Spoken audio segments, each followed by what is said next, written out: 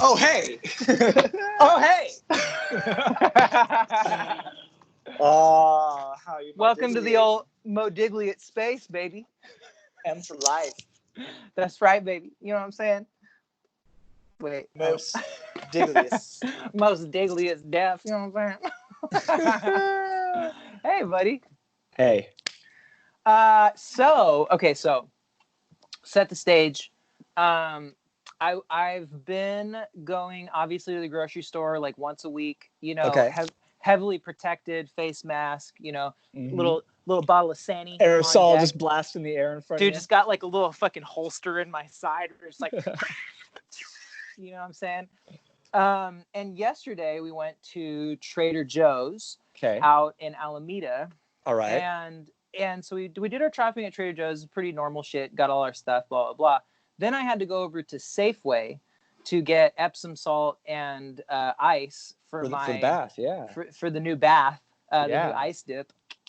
And you know, it's crazy. So I go into Trader Joe's, everything is stocked. Everybody is, you know, there's like one thing that they had out of stock. Okay. You know, there's a little bit of a line, but it's not a big deal. And then I go over to Safeway, dude. It's just fucking empty. Shambles. Dude, it's shambles, man. Like there's nothing. Like there's fucking, you know, 2 logs of cheese left. And like just having been at Trader Joe's where like I can have anything I want, and it's and I realized when I go over to Safeway, everything's fucking so expensive at Safeway. Dude, I was like, whoa, it's mind-boggling. It's like I thought Safeway, you know, Albertsons, Safeway, Raley's, blah blah blah, were like, you know, supermarket of the people, right? Like I grew up going to those supermarkets, kind of for some weird reason, feeling like it was the cheapest way to eat. And then, you know, I'm there yesterday, and I'm like, dude, why is all this shit so expensive? Like, this is all kind of crap. It's like kind of crappy food. And one of the things that I really started thinking about was this idea around Trader Joe's, and this idea of like, well, I know why I'm sure there's a multitude of reasons why Trader Joe's was better stocked, but one of them is because there's not too much shit in there. You have two or three kinds of cheddar cheese that you can choose from, not 40. You've got, you know, a couple different kinds of meat. You've got a couple different kinds of cheese, you know, one brand of milk, you know what I'm saying? Like one brand of most things with a couple of options in each category. People seem thrilled by that. Nobody's complaining that there's not enough options. Oh, I want my other brand yellow cheese. You know what I'm saying? Like, oh, I don't really like Lucerne, you know. I'm more of a Strauss guy myself. Yeah. Right. Yeah. Okay. And it just and it made me think, like, I really hope that we are now witnessing the death of the American grocery store. And let me Grades on the grave, baby. Grades on the grave. Crops on the ground, baby. There's you know, there's something about, like, and I was thinking, it was like, oh well, first of all, the reason their store is in shambles is because they've got probably 1,000 different distributors. Probably definitely got between 30 to 200 people that are coming in there every day or every couple of days or once a week to replace all these products.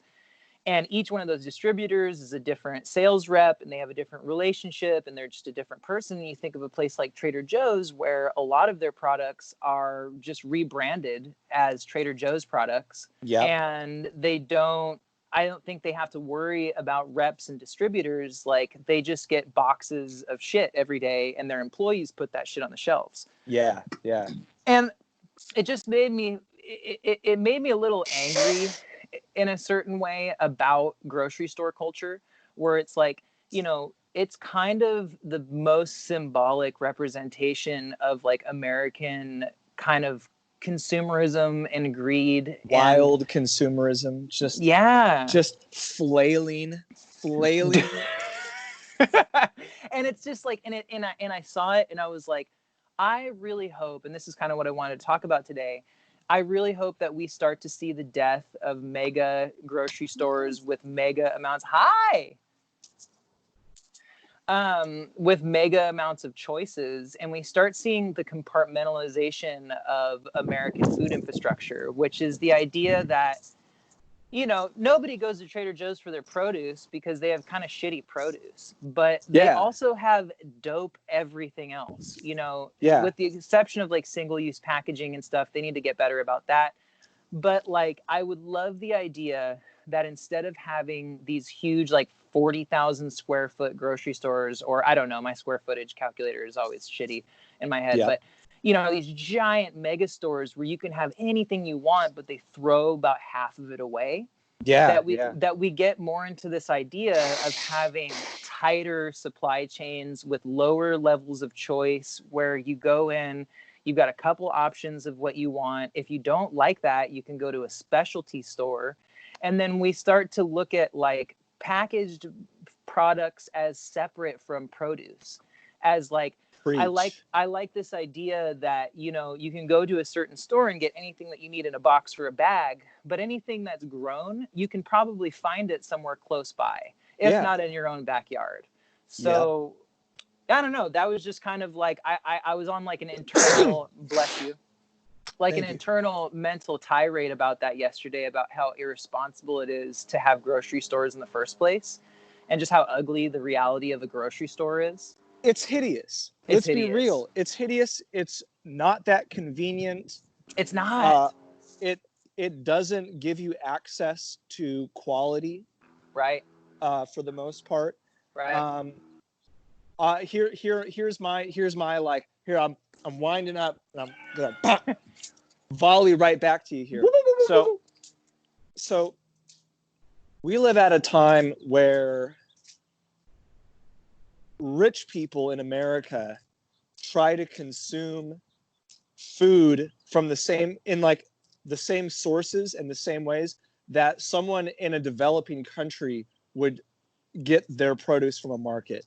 You know what I mean? Like bougie white people in America try to basically shop like someone in like a equatorial developing country. Like that is the status marker for like going to a farmer's market. Like what do you think that is? Like people think that's this like quaint, like kind of like cultured thing. It's like, nah, that's literally what just everyone else in the world does every fucking day.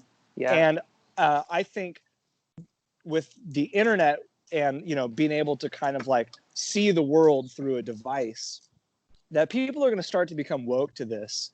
That all this weird distribution and like the kind of the state of our supply chain in America is kind of comical. And I think through this COVID crisis, highly suspect and like a weak point as far as like securing health and safety of our population. I think that there are certain things that really benefit from centralization and like standardization. But then there's a lot of things that really don't and end up becoming seriously problematic when subjected to those kind of forces. Like case in point, like we're living at a time now where like congregating to one place for every possible consumer need is something that people are terrified of doing now. Just you know, it's like, oh yeah, like I want to go get COVID. Let me go to this Walmart where everyone's here for, you know, various things. And like, it doesn't make sense. Like those things may have made sense 30 years ago, before the internet existed and before individualized kind of electronically mediated transactions were a norm. But like I think that what's going on right now in our country is like people are going to have to really reconsider how the sausage is made, and that like a lot of the steps involved in this are kind of completely unnecessary. And especially with the rise of delivery services, that like I honestly question why anyone would go to a grocery store in this day and age, where I would much rather put in an order to my grocer who has like a warehouse full of stuff Right. from like that he wanted to supply, he or she wanted to supply, and then like I pick out the things that I want to get. They pick out the best ones, put them in a box, and send it my way on, Yeah. in someone's Honda Civic. Right. And all of this crazy infrastructure, like one thing that always drives me crazy is going to a grocery store and realizing how much of that space is like showroom space Mm-hmm. that has nothing to do with like actually getting the products. Like, yeah, we all know what this stuff is. That's why we're Right. here buying it. Right. And you know, uh, and how what a strange concept that is, that like, oh, we gotta like peruse the aisles and touch this package of frosted flakes as if it's any different than the last. The whole thing is just so insane to me. And the further we get away from that towards a more individualized marketplace, Yeah. and one that's truly decentralized in terms of like kind of like what you were saying, where a store doesn't need to have all of the things. It just needs Mm-mm. to have these things. And Right. that used to be a real barrier to businesses maybe like 30 years ago. But I think a Right. lot of that has completely been eroded by digital access, and the ease and smoothness that we can access through apps and more kind of personalized services. Yeah. Um, I mean, it's interesting. It's made me really reflect on kind of Americans' like kind of masturbatory relationship with food packaging and with like food infrastructure, where yeah, it's like, I went into that Safeway, and it's funny because you go to Trader Joe's and it's like most of the packaging is pretty muted. It's pretty standardized. You can tell that they're selecting packaging based on kind of like economy of how much it costs to print the label. yeah, You don't yeah, see a ton of like super flowery or ornate or like hand drawn stuff. And it's like, yeah, I mean, there's I'm sure there's class of artists that suffer because of that, maybe. But then I really feel like, I went into Safeway and it was like every package is just like, please look at me. And like, yeah. I think that like, And subtly signaling different kinds of like yeah, but brand emotions and stuff like that. people, I think, much like with commercials on TV, have just become desensitized to being like kind of like wowed in this childlike way. I mean, I think in the 50s and 60s we had the birth of like, like kind of Tony marketing. the Tiger. Right, like marketing. Yeah, And then in the 80s, we saw marketing become weaponized through its integration with like with psychologists, with sociologists, with yeah, anthropologists becoming deeply involved in the marketing of products to people. And like, people really fell prey to that for 30 or 40 years and were very, easily swayed to eating things that are not food.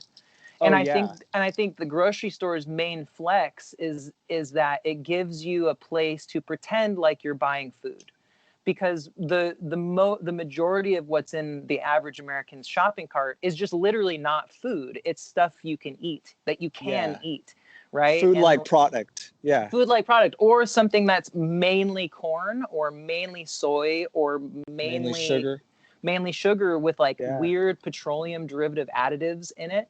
yeah, And I think people are starting to tire of that. I think people are starting to look at that loaf of bread and be like, you can make it 85 different colors, or you can make it green and smooth and make it look like it's supposed to be organic or whatever the fuck, but like I'd rather just have fresh baked bread.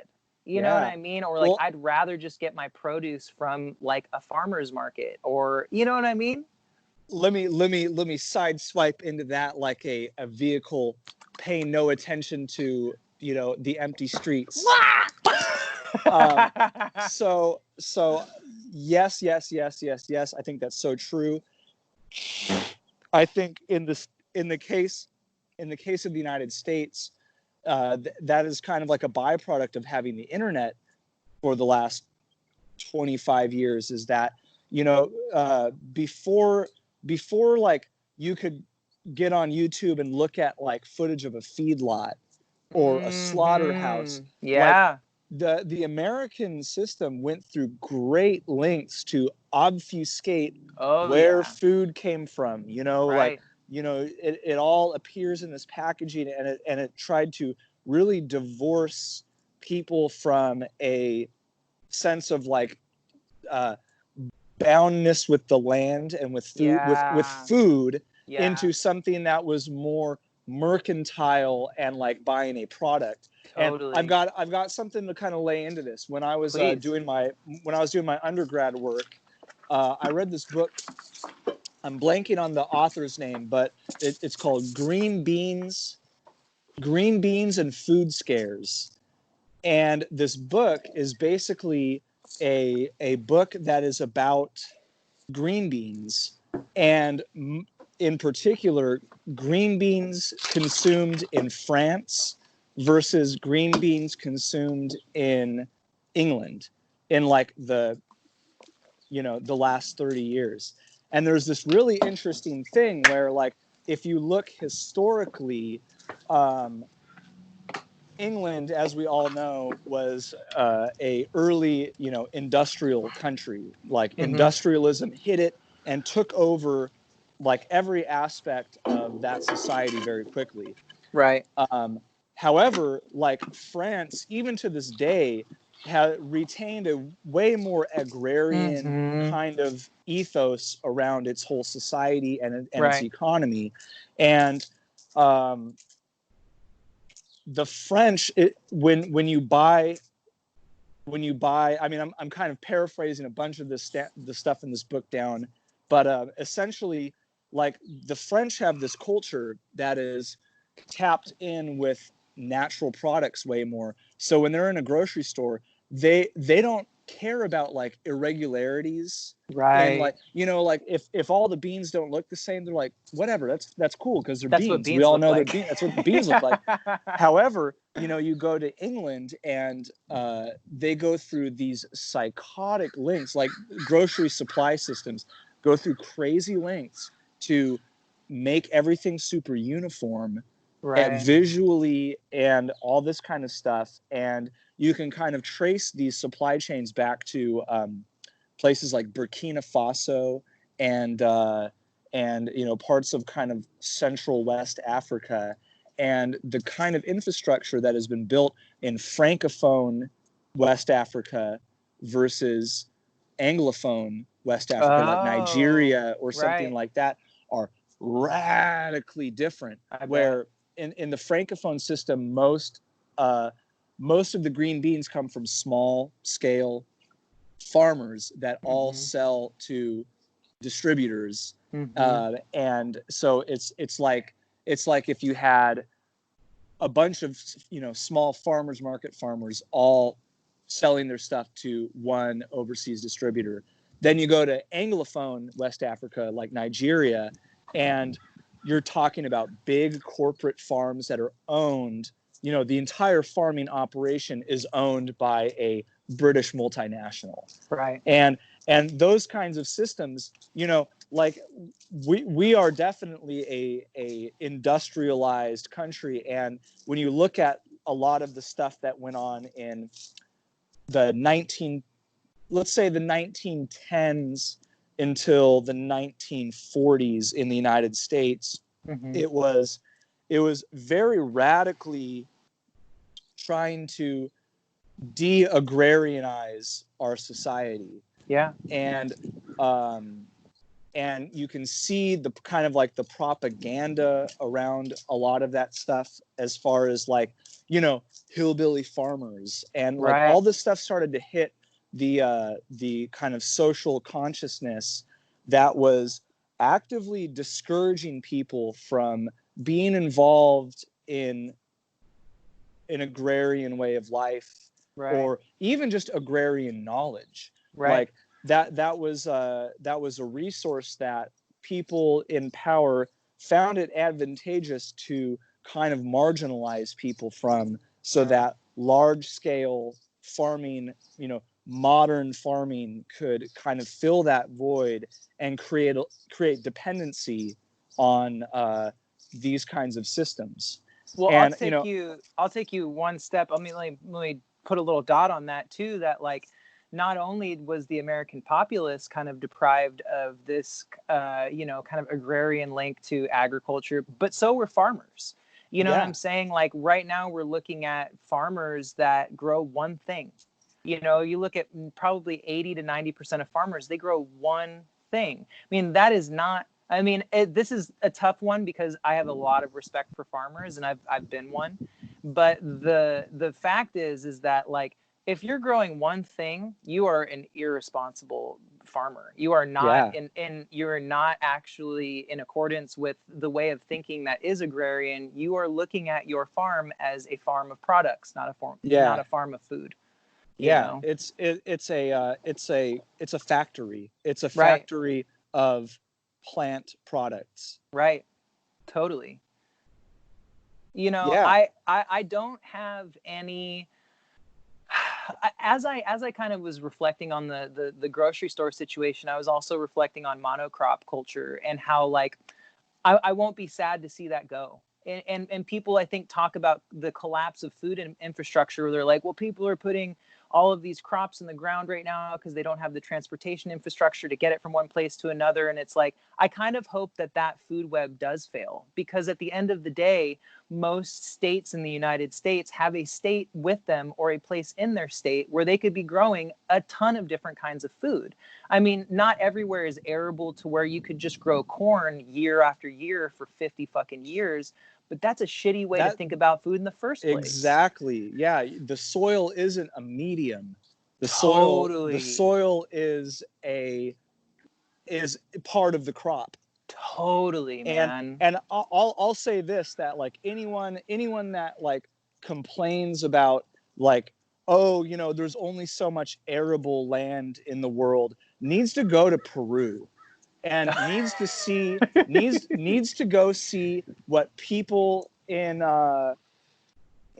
South America did 1,000 years ago in the mountains, that Right, basically transformed a place that looks like the southern Sierras in California into a humongous interconnected high culture that was entirely food self-sufficient, right, and grew excess, had right, huge reserves of food in a place that no like Western farmer would even fathom that you could right, produce any crops. right.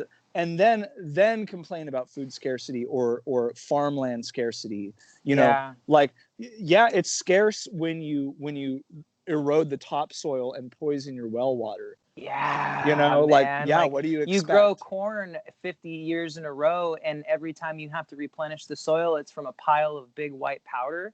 That's how you get the nutrients back into the soil, just so that you can pump another year. It's like, nah, dog, like 80% of the corn, 90% of the corn is grown to feed animals. Not sad to see that infrastructure go either, man. Like you don't on need to on have. top Oh, go ahead. Sorry, No, just getting me yeah, fired up.